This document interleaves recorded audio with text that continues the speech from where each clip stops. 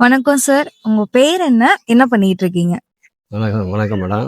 நான் வந்து இப்போ விவசாயம் பண்ணுறேன். ஏற்கனவே ஆல்ரெடி இங்கே இதில் வந்து மீன் குட்டையாக இருந்தது. இதை வந்து வெட்டி வேர் பண்ணலான்னு ஒரு ஐடியா இருந்துச்சு எனக்கு. இருந்துச்சுன்னா எனக்கு இதை வந்து இதோட அனுபவம் வந்து ஒரு 12 13 வருஷத்துக்கு முந்தையே தெரியும். ஒரு விவசாய கண்காட்சியில் போயிட்டு ஒரு 4 நாற்று வாங்கி வெறும் மணலில் வச்சு ட்ரை பண்ணேன் நான். அப்போ வந்து இதோட அனுபவம் எனக்கு தெரியாது. இது விற்கலாமா வைக்கக்கூடாதாங்க அதெல்லாம் தெரியாது.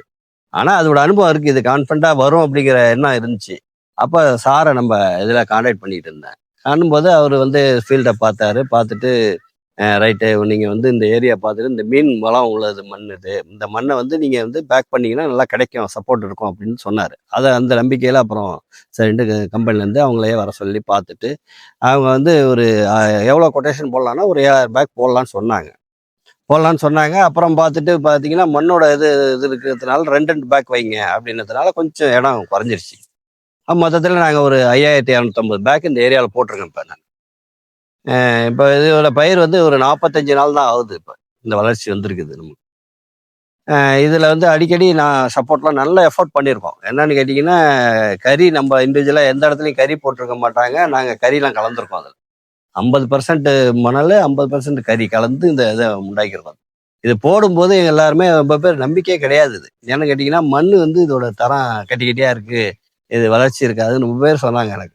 இருந்தாலும் எனக்கு ஏற்கனவே உள்ள கான்ஃபிடென்ட்டா அது செய்யலாங்கிற ஒரு உறுதியினால, அப்புறம் சாரும் பெரிய சப்போர்ட் இது உங்களுக்கு. நமக்கு இது பண்ணுங்க, கண்டிப்பா வருங்கிறதுனால, அந்த நம்பிக்கையில அத போட்டிருக்கோம். இன்ன வரையும் 45 நாள் பயிர்ல நல்லா இருக்கு. இத வந்து நம்ப நெறைய பேர் வந்து பார்த்துட்டு போயிருக்காங்க. வந்து பார்த்துட்டு இது எப்படி உண்டாகும்? நீங்க அதிக இன்வெஸ்ட்மென்ட் பண்றீங்க. இது வேஸ்ட் ஆகும். நம்மள ஃபீல் பண்றாங்க அத. ஆனா இருந்தாலும் எனக்கு ஒரு சப்போர்ட் இருக்கு. அத ஏற்கனவே பார்த்ததுனால, ஒரு நம்பிக்கையில செஞ்சுட்டு இருக்கேன். அடுத்து இவங்க சைட்ட போய் பார்த்தேன். ஜெயங்கொண்டம் அந்த இத பார்த்தேன். இலக்கணன்னு ஒருத்தர்த பார்த்தோம். அவருது நல்லா இருக்கு. அவங்க அவங்க வந்து பண்ணியிருக்கிறதெல்லாம் செம்மண்ல பண்ணியிருக்காங்க. செம்மண்ல கொஞ்சம் கறி கலந்து பண்ணியிருக்காங்க. இப்ப நம்மளது ஃபுல்லா செம்மண்ணே கிடையாது இதுல. இந்த குளத்து மண்ணே எடுத்து போட்டு, அதுல கறி கலந்து அதுல பண்ணியிருக்கோம். அதனால இப்ப இது வரலையும் சப்போர்ட்டா இருக்கு. இனி சார் என்ன சொல்றாங்கங்கிற மெத்தட்ல நாங்க பண்ணிட்டே இருக்கோம். பைக்கு எவ்வளோ முதலீடு பண்ணியிருக்கீங்க? அதோட பராமரிப்புக்கு எவ்வளோ ஆகும்?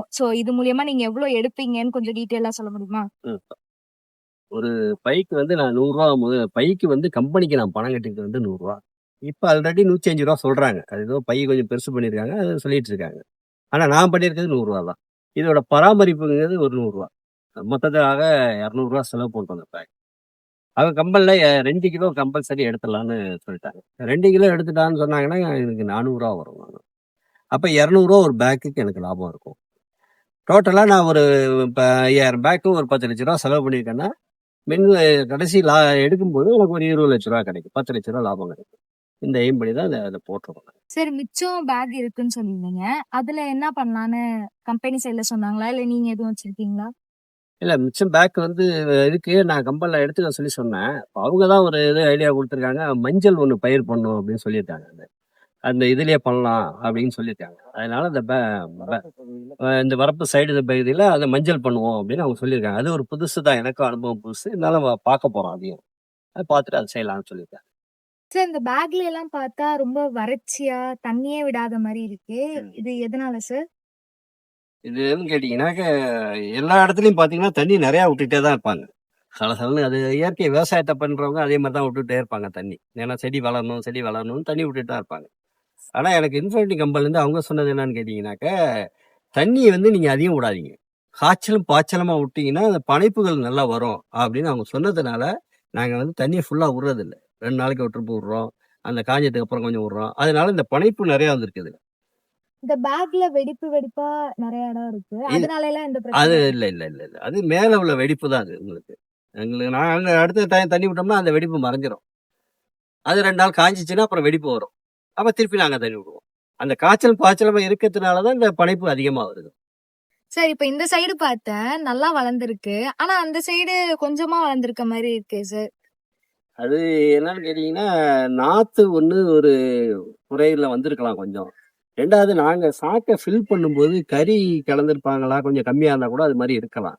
ஆனா அவங்க சொல்றது 45 நாள்ல வளர்ச்சி இதுதான். அதுதான் 45 நாள் வளர்ச்சி. இதெல்லாம் அபாரமான வளர்ச்சி இது. அதனால அது கொஞ்சம் வந்துரும், எழுந்திருச்சிரும் அப்படின்னு அவங்க சொல்றாங்க கம்பெனில. சரி, இப்ப இதையும் வந்து கம்பெனி சைட்ல இருந்து வந்து பார்த்தாங்களா? இதுக்கு என்ன சொன்னாங்க?